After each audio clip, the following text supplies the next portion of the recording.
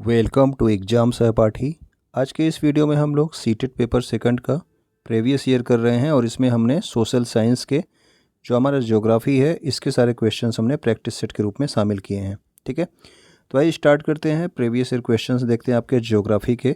Okay, पहला question हमारा क्या कहता है, सूर्य से उनकी दूरी के अनुसार ग्रहों का उचित क्रम कौन सा होगा। यानी कि यहाँ पे सूर्य है तो इसके बाद कौन सा ग्रह है, फिर कौन सा ग्रह है, फिर कौन सा ग्रह है, तो दूरी के अनुसार आपको बताना है कि इधर से लेके इधर तक कौन सा ग्रह है। तो पहला ऑप्शन देखते हैं, बुध के बाद पृथ्वी, जो कि आपका गलत है। बुध के बाद आपका शुक्र आता है। तो हाँ, बुध के बाद शुक्र हो गया, पृथ्वी हो गया, मंगल हो गया। ठीक है, उसके बाद बृहस्पति, बृहस्पति के बाद आपका शनि आता है। तो ये वाला भी ऑप्शन नहीं होगा क्योंकि इसके बाद यूरेनस दिया है। बुध हो गया, फिर शुक्र आता है, फिर पृथ्वी, फिर मंगल, फिर आपका बृहस्पति, बृहस्पति के बाद शनि, फिर यूरेनस एंड नेपच्यून। तो ऑप्शन नंबर सी हमारा जो है ये सही क्रम दिया गया है, सूर्य से उनकी दूरी का क्रम। ये आपको याद होना चाहिए, हर बार जो है इससे एक क्वेश्चन ये पूछ ही लेता है। ठीक है, तो ये आप ध्यान रखना। अगला क्वेश्चन देखते हैं, किस देशांतर को भारत के लिए मानक यामोत्तर, यानी कि जो आपका स्टैंडर्ड मेरिडियन है वो भारत का स्टैंडर्ड मेरिडियन यानी कि मानक यामोत्तर जिस पे भारत का समय निर्धारित होता है वो कौन सी जो है देशांतर है। तो जो हमारा जो पृथ्वी का ये है, ठीक है, यहाँ पे 0 डिग्री आपका जो देशांतर होता है वो बीच में होता है और इधर साइड में आपका क्या होता है, ईस्ट होता है, और इधर ही आपका क्या है, आपका भारत स्थित है। ठीक है, तो ये आपके 82.5 डिग्री पूर्व में स्थित है। देखिए यहाँ पे ऑप्शन में आपका 82.5 अगर केवल आपको याद होगा तो पश्चिम भी दिया है, तो पश्चिम का मतलब ये इधर साइड में हो जाता है। ठीक है, जबकि आपका गलत है। तो याद रखना है कि 82.5 डिग्री आपके पूर्व में स्थित है आपका भारत का मानक समय, जिस पे भारत का समय जो है माना जाता है, पूरे भारत का समय लिया जाता है। ठीक है, तो इसी को जो है आपका मानक यामोत्तर माना जाता है और इसी से पूरे देश का मानक समय माना जाता है, ये हमें ध्यान रखना है। अगला क्वेश्चन जो आता है वो है हमारा तीसरा, निम्नलिखित जोड़ों पर विचार कीजिए। यहाँ पे जो है कुछ दिए गए हैं आपके एग्जाम्पल्स दिए, कुछ आपके परिभाषाएं दी गई हैं, उसको आपको बताना है।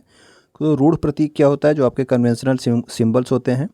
मानचित्रों की एक विश्वव्यापी भाषा होती है जिसे सभी आसानी से समझ सकते हैं। देखिए, मानचित्र बनाने के लिए जो आपके कुछ रूढ़ प्रतीक जो हैं ये पूरे विश्व में जो है क्या रखे गए हैं, समान रखे गए हैं। कि अगर आपको मंदिर बनाना है तो आप इस तरह से ही बनाओगे, ठीक है ना, इस तरह से मंदिर बनाओगे तो ये पूरे विश्व के लोग इसी तरह से बनाएंगे। तो ऐसा जो है कुछ चिन्ह बना लिए गए हैं हर चीज़ के लिए।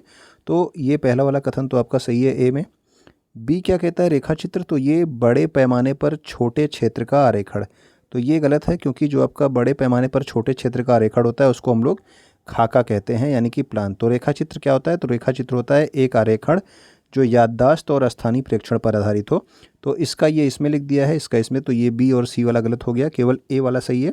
तो किस ऑप्शन में हमें मिल जाएगा, तो ऑप्शन नंबर बी में हमें मिलता है कि केवल ए वाला जो है हमारा सही है। तो ऑप्शन नंबर बी जो है इसका सही आंसर हो जाता है। ठीक है, क्वेश्चन नंबर 4 देखते हैं, निम्नलिखित कथनों को पढ़ करके सही विकल्प का चयन करना है हमें। तो यहाँ पे कथन दिया है कि कुछ देशों का अक्षांशीय विस्तार काफ़ी अधिक होता है। तो जी हाँ, कुछ देशों का अक्षांशीय विस्तार भी अधिक होता है, जैसे भारत का ही आपका 8 डिग्री 4 मिनट से लेकर 37 डिग्री 6 मिनट तक है। ठीक है ना, ऊपर यहाँ नीचे से ऊपर ये आपका अक्षांशीय विस्तार, यानी कि जो इस तरह की लाइनें होती हैं ये अक्षांशीय विस्तार होते हैं। ठीक है, कुछ देशों में एक से अधिक मानक समय अपनाए गए हैं। तो कुछ देशों यानी कि जैसे आपके वो है क्या कहते हैं कि रूस है, ठीक है ना, वहाँ पे जो है 10 से 11 जो है कम से कम आपके क्या हैं, मानक समय माने गए हैं। ठीक है, तो एक से अधिक मानक समय जो है कुछ देशों में अपनाए गए हैं, ये भी बात सही है, और अक्षांशीय विस्तार अधिक है, ये भी बात सही है। लेकिन इसकी वजह से ये नहीं है। अगर यहाँ पे लिखा होता कि कुछ देशों का देशांतरी विस्तार अधिक है तब इसका ये कारण होता है, लेकिन यहाँ पे अक्षांशीय विस्तार लिखा है तो इसका ये कारण नहीं है। तो ए और आर दोनों ही सही है, लेकिन ए का सही व्याख्या है, तो सही व्याख्या नहीं है ये। ए और आर दोनों सही हैं, लेकिन आर ए की सही व्याख्या नहीं है। ठीक है, अगर यहाँ पे देशांतरी विस्तार होता, देखिए देशांतरी विस्तार से क्या होता है, समय का निर्धारण होता है। ठीक है ना, तो समय की बात की जा रही है तो यहाँ पे देशांतरी विस्तार होना चाहिए था, लेकिन अक्षांशीय विस्तार है। ठीक है, तो ये हमें ध्यान देना है।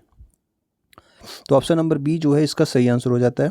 क्वेश्चन नंबर 5 पे देखते हैं, क्वेश्चन नंबर 5 पे क्या है, सही विकल्प का चयन करिए। यहाँ पे आपको मिलान करना हुआ है। तो बीकानेर, बीकानेर आपको पता है कि कहाँ पे है, राजस्थान में है, तो ये आपका कौन सा है, गर्म स्थान है। ठीक है, इसके अलावा मासिन राम के बारे में आपने सुना है कि मासिन राम क्या है, यहाँ पे सब ज़्यादा वर्षा होती है। तो ए का क्या है, ए का आपका हो गया 3, तो ए का 3 किस में है, तो ए का 3 आपके ऑप्शन नंबर बी में ही केवल है। तो ये वाला हमारा सही आंसर हो जाएगा। इस तरह से भी हम देख सकते हैं। बी का क्या है 1 है, यानी कि मुंबई का क्या हो जाएगा, मुंबई आर्द्र स्थान में है। और द्रास क्या है, तो द्रास तो हम लोग जानते हैं कि द्रास क्या है, ठंडा रेगिस्तानी एरिया है। ठीक है, तो इस तरह से हमारा ये मिल जाता है और ऑप्शन नंबर बी यहाँ पे सही हो जाता है। आगे देखते हैं क्वेश्चन नंबर 6 क्या कहता है। भारत के कौन से भाग में लगभग सभी प्रकार की वनस्पतियाँ पाई जाती हैं जो भूमध्य रेखा से ध्रुवों की ओर जाने पर मिलती है। यानी कि पृथ्वी में भूमध्य रेखा कहाँ पे होती है, एकदम मध्य में होती है। और ध्रुव कहाँ पे होते हैं, तो एक ध्रुव इधर होता है नॉर्थ पोल, इधर होता है आपका साउथ पोल। ठीक है ना, उत्तरी ध्रुव और दक्षिणी ध्रुव। तो यहाँ से लेके यहाँ तक जाने में जितने भी आपकी वनस्पतियाँ मिलती हैं ये भारत में किस जगह पे पाई जाती हैं, तो भारत का जो हिमालय का क्षेत्र है यहाँ पर सभी प्रकार की वनस्पतियाँ आपको पाई जाती हैं। ठीक है, ये हमें याद रखना है। अगला हमारा है क्वेश्चन नंबर 7। इसमें कहा गया है कि मिलान करने के लिए इसमें भी है आपका अपक्षय क्या होता है। अपक्षय यानी कि वेदरिंग, वेदरिंग होता है सैलों का टूटना, यानी कि जो है तापमान की वजह से या फिर बरसात की वजह से जब आपके पत्थर टूटते हैं, सैल टूटते हैं, तो उन्हें अपक्षय बोला जाता है।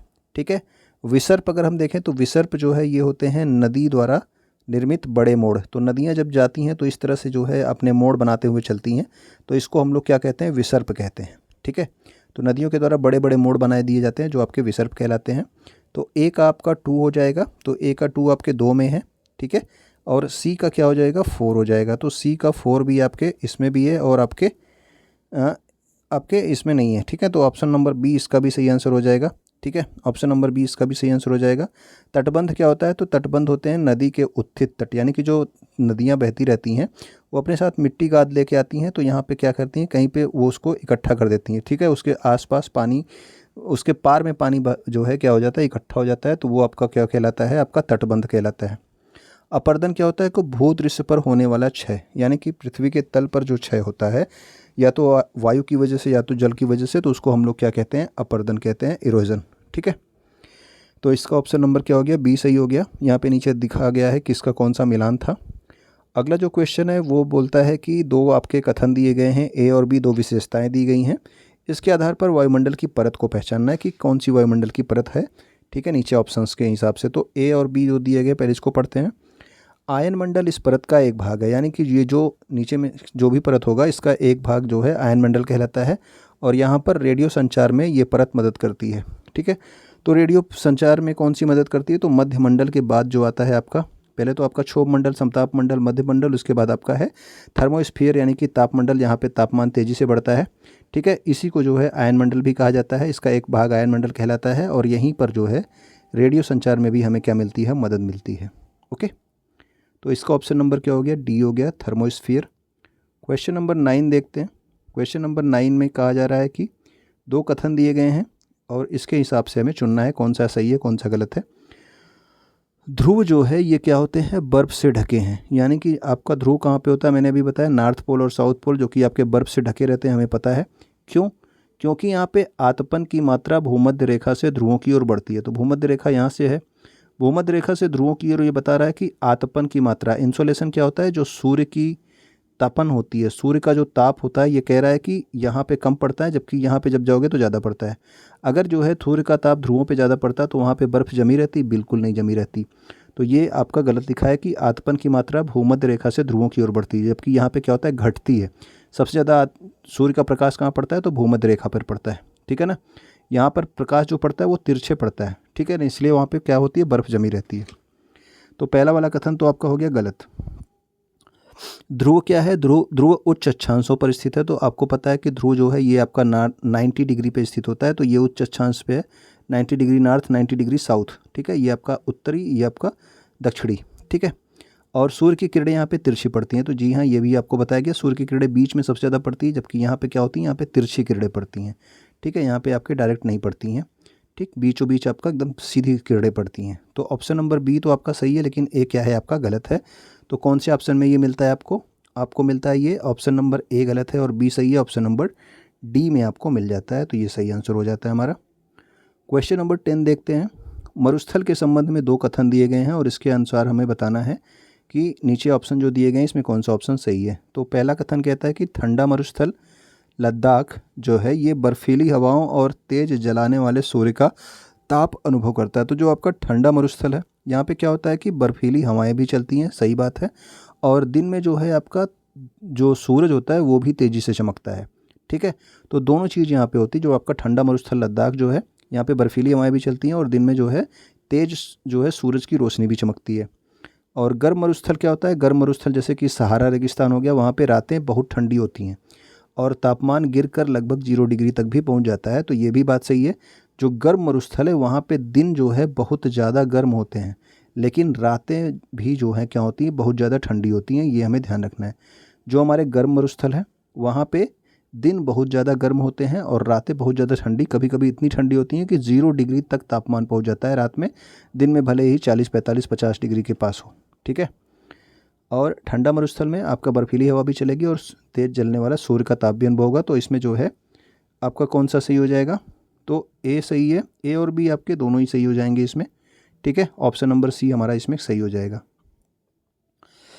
11 नंबर देखते हैं। यहाँ पे एक फसल के संबंध में आपको कुछ कथन दिए गए हैं, आपको बताना है ये कौन सी फसल से संबंधित है।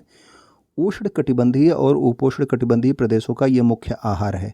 ठीक है, उष्ण कटिबंधीय गर्म वाले क्षेत्र और जो आपके थोड़े से गर्म और थोड़े से ठंडी वाले क्षेत्र होते हैं उनका मुख्य आहार है। कौन सी फसल हो सकती है, इसमें उच्च तापमान भी इसको ज़्यादा चाहिए, ज़्यादा आर्द्रता और अधिक वर्षा की आवश्यकता हो। तो अधिक वर्षा जो है इसमें से सबसे ज़्यादा किसको आवश्यकता होती है, तो ज़्यादा पानी की आवश्यकता होती है हमारे चावल को। ठीक है, और गर्मी के मौसम में ये होता है यानी कि जब आपका आर्द्रता अधिक होती है, ठीक है, वायु में नमी की मात्रा, जो बरसात का मौसम होता है उस समय ये आपका चावल जो है होता है। ठीक है, इसको पानी की भी मात्रा अधिक होती है और ये हमारे उष्णकटिबंधीय और उपोष्ण कटिबंधीय क्षेत्र का मुख्य आहार भी है। तो ऑप्शन नंबर जो है आपका बी सही हो गया, चावल। क्वेश्चन नंबर 12 कहता है कि कम दूरी तक यातायात करने के लिए सबसे अधिक उपयोग किए जाने वाला मार्ग कौन सा है। तो कम दूरी के लिए हम क्या करेंगे, रेल मार्ग का, बिल्कुल नहीं, रेल मार्ग ज़्यादा दूरी के लिए होता है। जल मार्ग से एक देश से दूसरे देश में हम लोग सामान पहुंचाते हैं, ये भी आपका लंबा दूरी हो गया। वायु मार्ग भी लंबे दूरी के लिए होता है, जबकि आपका जो सड़क मार्ग है ये कम दूरी तक यात्रा करने के लिए सबसे अधिक उपयोग किया जाता है। ओके, क्वेश्चन नंबर 13 में भी आपको 2 वक्तव्य दिए गए हैं, इसके 3 वक्तव्य दिए गए हैं। इसके अनुसार हमें बताना है कि कौन सा ऑप्शन हमारा सही है नीचे।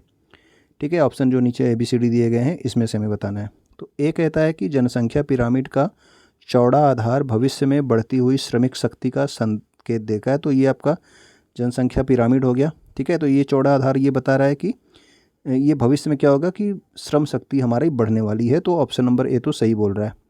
किसी देश की जनसंख्या में बड़ी संख्या में छोटे बच्चों की संख्या, यानी कि किसी देश की जनसंख्या में अगर छोटे बच्चे बहुत ज़्यादा हैं तो ऐसा होने से देश में श्रम बाजार में आर्थिक लाभ की स्थिति होती है। अगर छोटे बच्चे ज़्यादा होंगे तो क्या होगा, उनको संभालने की ज़रूरत पड़ेगी। ठीक है ना, इससे वो लोग जो है श्रम बाजार में जो है उससे आर्थिक लाभ नहीं होगा। तो ये वाला ऑप्शन गलत है।